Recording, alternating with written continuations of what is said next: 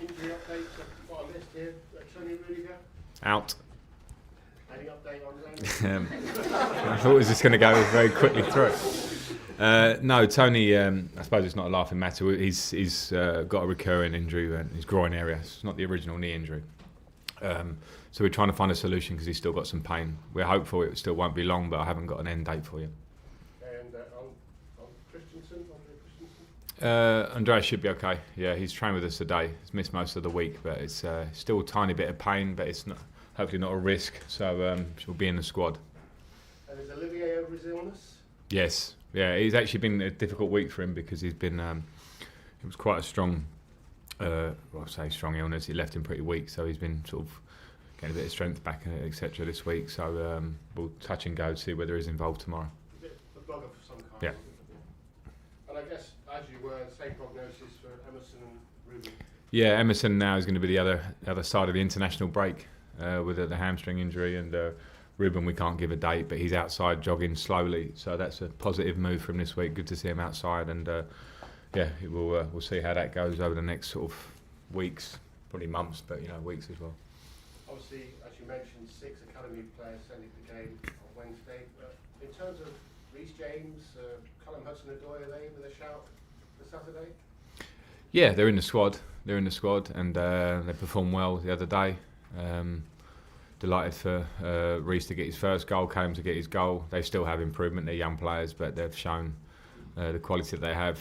Reece, because he's been away, it's good for the home fans to see him. We know what Callum can do. So yeah, now they're back fit. They're pushing.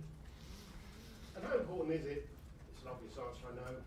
Probably a bit of a silly question, but just to put it out there so you can answer it. How important is it to get your first Premier League win off the back of getting your first home win? Yeah, of course, every week it's important, and the fact that we haven't won at home in the league is something that we obviously want to correct. If we want to be where we want to be, we're going to need home wins.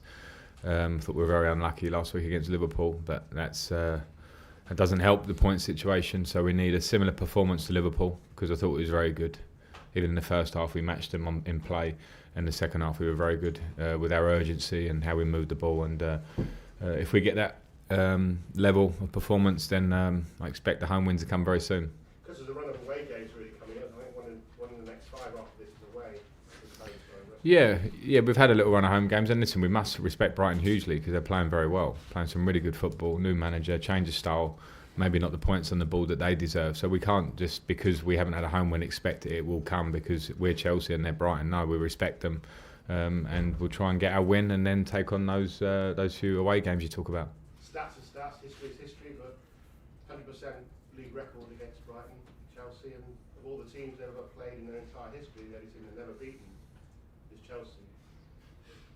Well, stats are stats, as you say, and I've got no care. In fact, that would worry me more than a sort of in-between stat. So we have to be on our guard, that 100% record doesn't change. But as I say, each game has to be prepared for on its own merits, and having watched a lot of Brighton, and know a little bit about Graham Potter from last year and what he's done with his teams and how he plays, we have to be ready for anything. So yeah, the stats of history are not important tomorrow. Gus also spent quite a lot of last season coming to Derby to ask you about Chelsea. Flipping it about really now. Coming here to ask you what if I can about Derby and the late night shenanigans, and just seems like rules were broken. Difficult, I know, because of the court case, but any thoughts on that? No answer for that one. No answer would be right for me here as manager here. It would have been similar last year. Asked me about Chelsea, whether I did talk a little bit or not, but I wouldn't. It shouldn't be something to talk about, especially a situation like this. So no, not for me. Okay, John. Frank, we've seen plenty of young players come and go over the years from Chelsea. How good are this group now? Are they the best you've seen at the club? Well, I think the fact that we're seeing the numbers of them in the first team speaks for itself. Because Fikayo, Mason, and Tammy sat on the bench the other day. We saw the other players, the Reece come back, Callum back from injury. We saw in Aneurin and Maatsen the group slightly below that. So as a group, yes, at this moment, but there's still a lot of work to do for all of them. So it's a nice sign. It feels nice. We're all happy at the club that we're there. But as always with these things, I think the step into the first team, even though it feels like the hard one, it's actually the easiest one, because for me now, sustaining, improving and really showing at this level that you are players capable of taking Chelsea to where we want to be is the next step for all of them. So, They all seem comfortable as well when Yeah. Yeah, they all seem very comfortable. And again, no disrespect to Grimsby, but it was a different game to what Premier League games may be. So there'll be lots of things for them to learn fast. But yeah, they're confident lads. They're good players. They've been brought up the right way in a footballing sense, and I think, and in a life sense, to be fair, from working with them all. So they've got every grounding and every base needed. Now it is officially up to them. You've spoken about the no clean sheets yet. How frustrating is it that you haven't been able to field a regular centre back preparing? And is that the reason? No, it's not the reason. Certainly the reason is a team reason, and I wouldn't be frustrated if we were winning every game. It wouldn't bother me. I'm not here to just protect a clean sheet record. If you win games, I'm happy with that. It's a team effect. Of course, we want to have consistency. I haven't been allowed that in terms of injury, in selection. Tony Rudiger obviously was a pretty much a standard pick last year until his injury. He hasn't been around at all for me really, other than one game. So we've been searching for that a bit, but it's definitely not the reason. The reason has been different reason, individual moments across the team, set pieces, collective moments as a group, and we work hard to iron them out. But as I said, it's winning games that's important rather than the clean sheet in itself. Any idea how long Rudiger's going to be? Because that's key, isn't it? Yeah, unfortunately I don't know. It's as I say, an injury that's ongoing. And Callum Hudson-Odoi, do you think he's ready to play 2 games in the space of 3 days, or are you going to be careful bringing him back? Yeah, I mean, I will be careful with Callum, considering the type of injury he had. But that's not to say he can't play a major part in tomorrow's game, or a slightly lesser one. I'll have to see him when he picked the team on its merits, with a bit of Callum's personal injury situation in my mind as well, and fitness. Moose. You described to me the fact that it's a perfect storm here because of the transfer ban, that you're playing young players and they're getting their chance. But other clubs too are beginning to play young players and see the benefit of it. Arsenal last week or so, Manchester United with Mason Greenwood. Do you think the footballing landscape is beginning to change now, and in general clubs in the Premier League are beginning to think, well, hang on, we've got some really good young players in our academies and they're good enough?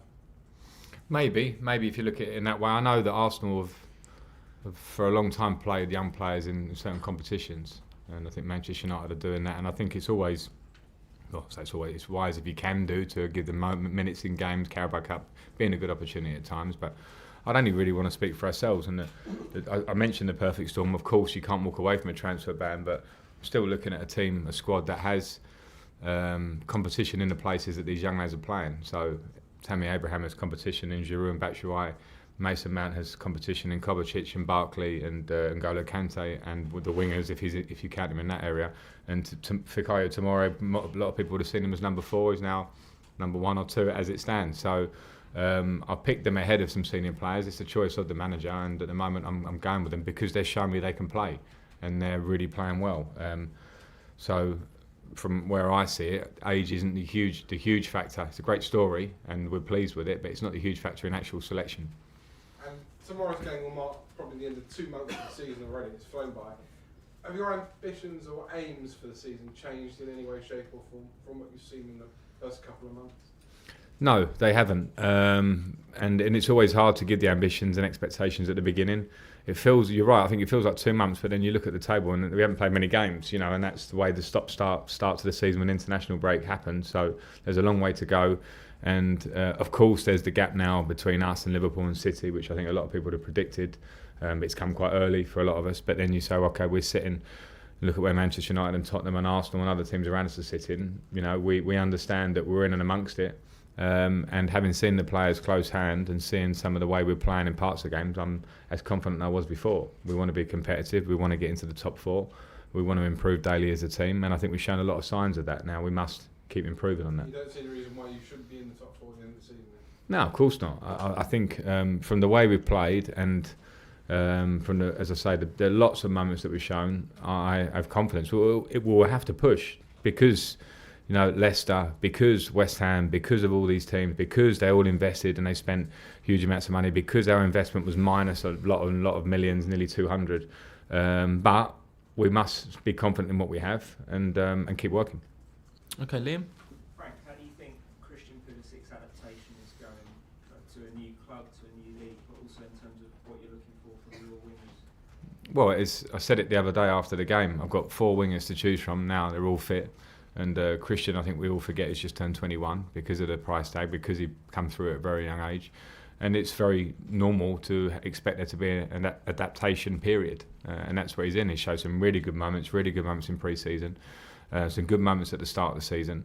But what he has to do, as all the players have to do, not just the wingers, is reach levels in training daily when there's competition in the squad that make you set up and go, here's my team selection, and that's actually affected it by seeing good stuff. And that's the same for every player in the squad. So that happens in training, that happens in game. Everyone's in the same boat. We must give Christian a bit of time to adapt because of his youth and the change of league and the change of living and all those things. We support him hugely on that, and his talent will come through. He played in some big games at Dortmund, but do you see him as sort of the same stage of his development as some of the youngsters that? They're all different. They're all different. They've all got different pathways, and he had a successful time at Dortmund, and has played in the Champions League, etc. We're very aware of Christian's path when you buy him, but they're all different. Okay, last question, Carrie. Frank, you talked a lot about the kidology that you've used on the players. A lot of players that you've really embedded them with confidence, particularly Tammy Abraham after that missed penalty and then the racism he faced. How much are you spending on the mentality of these players, and how important are the coaching team you selected and Neil Bath and assuring this progression?